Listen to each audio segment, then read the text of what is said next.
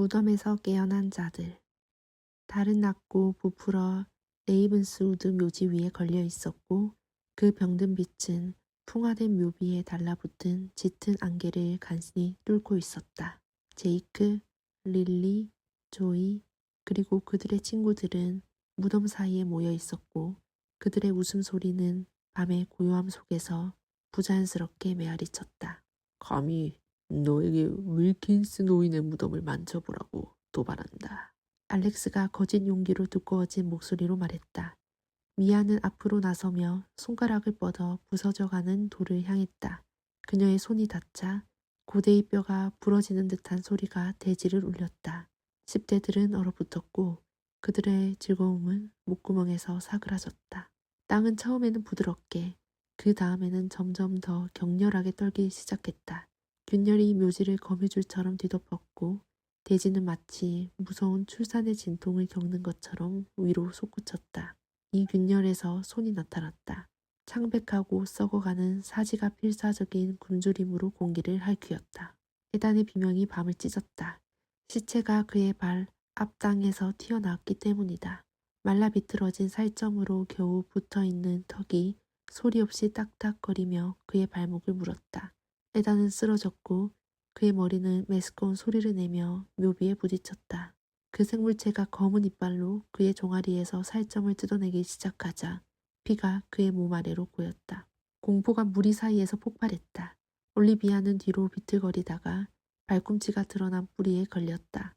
그녀는 팔을 허우적거리며 곧바로 무덤에서 기어나오는 시체의 소나귀에 떨어졌다. 가죽 같은 피부로 쌓인 뼈에 불과한 손가락이 그녀의 뺨을 파고들었다. 시체가 그녀를 가까이 끌어당겨 이빨을 그녀의 부드러운 목살에 박자 그녀는 비명을 질렀다. 피가 원호를 그리며 튀어 근처의 묘비를 진홍색으로 물들였다. 노아는 도망치려고 돌아섰지만 비틀거리며 걷는 시체들의 벽에 가로막혔다. 그들은 썩어가는 살과 굶주림의 뭉치가 되어 그에게 달려들었다. 그들이 그를 찢어 발기며 무서운 효율성으로 뼈에서 살을 뜯어내자 그의 비명은 묻혀버렸다. 제이크는 릴리와 조이의 손목을 잡고 대학살에서 그들을 끌어냈다. 도망쳐! 그가 공포로 목이 갈라진 목소리로 고함쳤다. 그들이 도망치는 동안 엠마의 고통에 찬 비명이 그들 뒤에서 메아리쳤다. 제이크는 감히 뒤를 돌아보며 그녀가 죽지 않은 사람들의 무리에 맞서 헛된 투쟁을 하는 것을 목격했다. 그들은 그녀를 찢어 발기고 있었고 그녀의 내장은 그녀가 공포와 불신의 눈으로 지켜보는 가운데 이슬에 젖은 잔디 위로 쏟아져 나왔다. 3명의 생존자는 묘비의 미로를 뛰어다녔고 발을 질질 끄는 소리와 비인간적인 신음소리가 사방에서 다가오고 있었다. 부패의 악취가 공기를 가득 채웠고 죽음의 도끼가 그들의 콧구멍에 달라붙고 혀를 덮었다. 그들이 묘지 문에 다다랐을 때 제이크는 발목을 잡는 손을 느꼈다. 그는 땅에 쓰러지며 턱이 땅에 부딪히자 비명을 질렀다. 등을 대고 누워서 그는 한때 알렉스였던 것에 흐릿하고 보이지 않는 눈을 응시하게 되었다. 그의 친구의 피부는 녹색을 띠었고 입술은 피에 얼룩진 이빨을 드러내며 경련하는 듯한 웃음을 짓고 있었다.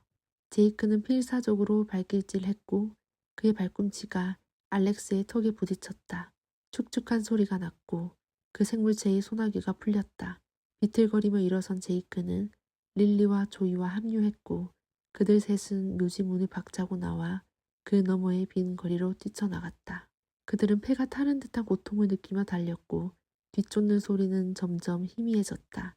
하지만 아드레날린이 가라앉기 시작하자 새로운 공포가 그들을 사로잡았다. 멀리서 비명소리가 들려왔다. 도시는 탈출구가 없을지도 모르는 악몽에서 깨어나고 있었다.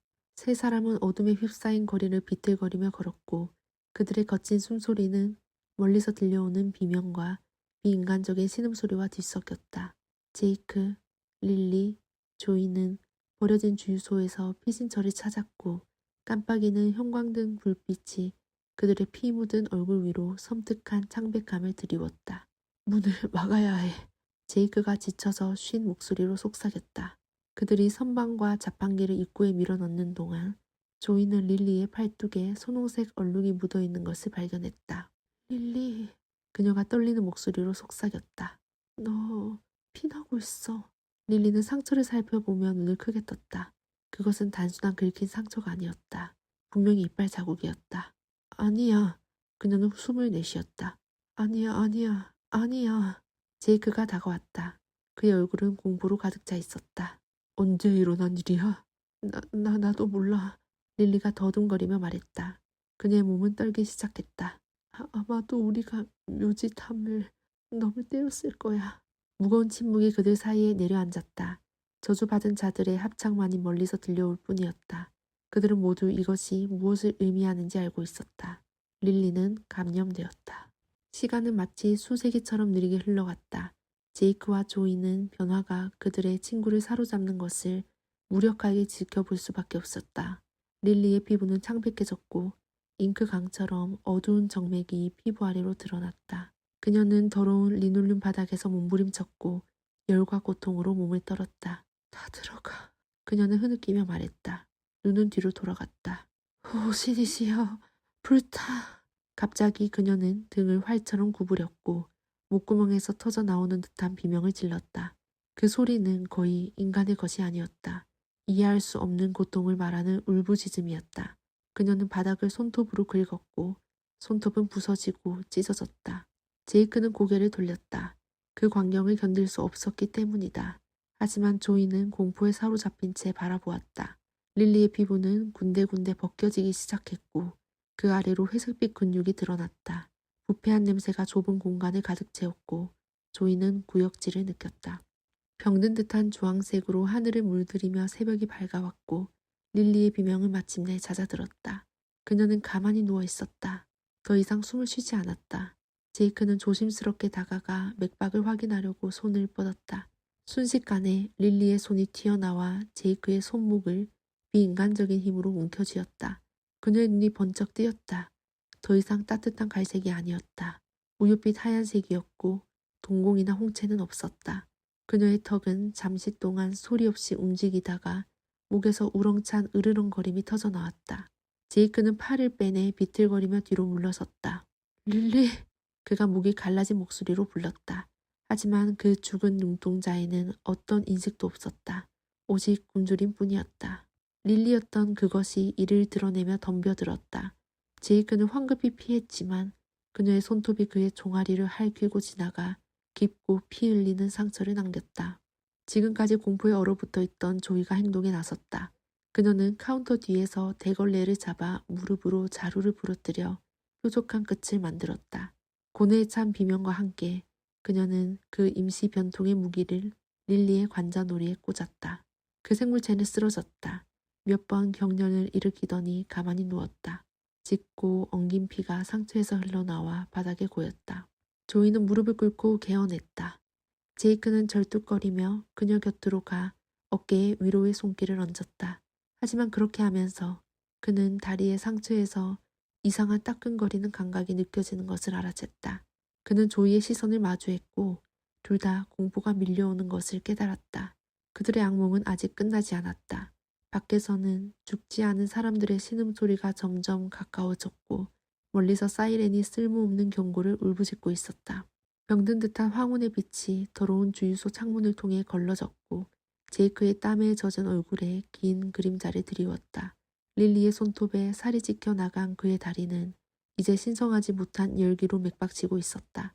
상처에서 바깥쪽으로 검게 변한 혈관이 거미줄처럼 퍼져나갔고 그의 몸 안에 퍼지는 부패의 가시적인 징후였다.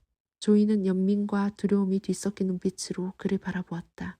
그녀의 손은 피로 얼룩진 대걸레 자루를 움켜쥐며 떨리고 있었다. 얼마나 남았어? 그녀가 속삭였다. 밖에 모여든 죽지 않은 사람들의 무리의 불협화음 같은 신음소리에 그녀의 목소리는 거의 들리지 않았다. 제이크는 찡그리며 그를 집어삼키려는 열병과 싸웠다. 오래 못 가. 그가 쉰 목소리로 말했다. 그의 눈은 이미 흐려지기 시작했다. 너는 가야 해, 조이. 안전한 곳을 찾아. 하지만 그들은 둘 다 알고 있었다. 걸어다니는 시체와 산산조각난 인류의 이 새로운 세상에서 안전은 환상에 불과했다. 문의 바리케이트가 부패한 손과 이를 갈며 끊임없이 공격하는 죽지 않은 사람들 때문에 산산조각 나기 시작했다. 살점이 벗겨져 누렇게 변한 뼈가 드러난 손가락들이 틈새로 기어들어와 허공을 움켜쥐었다. 제이크의 변신은 곧 형제가 될 존재들에 가까워지면서 마치 촉발된 것처럼 가속화되었다. 그의 피부는 급격히 변화하는 뼈 위로 팽팽하게 늘어나면서 푸르스름한 창백함을 띠었다. 그는 비명을 질렀는데 그 소리는 인간의 비명으로 시작했지만 비인간적인 으르렁거림으로 끝났다. 조이는 물러서면서 마지막 친구가 불사의 10년으로 빠져드는 것을 지켜보며 눈물을 흘렸다. 미안해. 그녀는 대걸레 자루를 들어올리며 숨막히는 듯 말했다. 하지만 그녀가 내리치기 전에 제이크의 손이 비정상적인 속도로 튀어나와 그녀의 손목을 움켜잡았다. 그의 소나기는 쇠처럼 단단해서 뼈와 힘줄을 으스러뜨렸다. 조이는 손목이 부러지는 느낌의 비명을 질렀고 대걸레 자루는 바닥에 떨어졌다.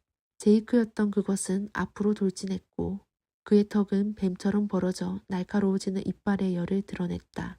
조이는 부상당하지 않은 팔을 들어 헛된 방어 시도를 했다.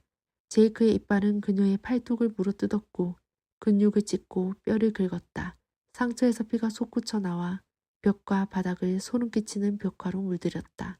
조이의 시야가 흐려지기 시작하자 바리케이드가 마침내 무너졌다. 무리는 밀려들었고 썩어가는 살점과 채울 수 없는 굶주림의 파도였다.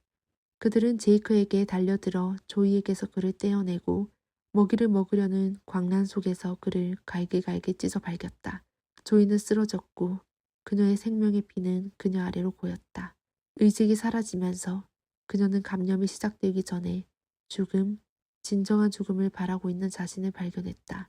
그러나 운명은 다른 계획을 가지고 있는 것 같았다.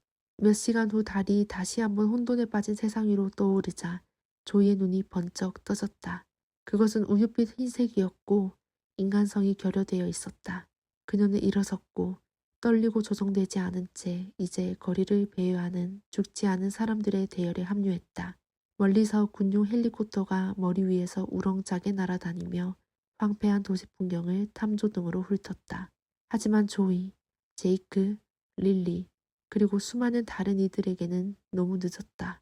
감염은 퍼져나갔고 막을 수 없고 용서할 수 없었다. 한때 생기로 가득 차 있던 도시는 죽음의 도시가 되었다.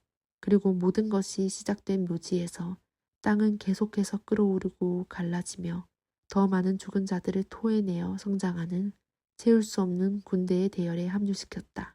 인류의 이야기는 쾅 하는 소리와 함께가 아니라 수많은 발걸음에 질질 끌리는 소리와 저주받은 자들의 끝없는 고뇌의 신음소리와 함께 끝나고 있었다.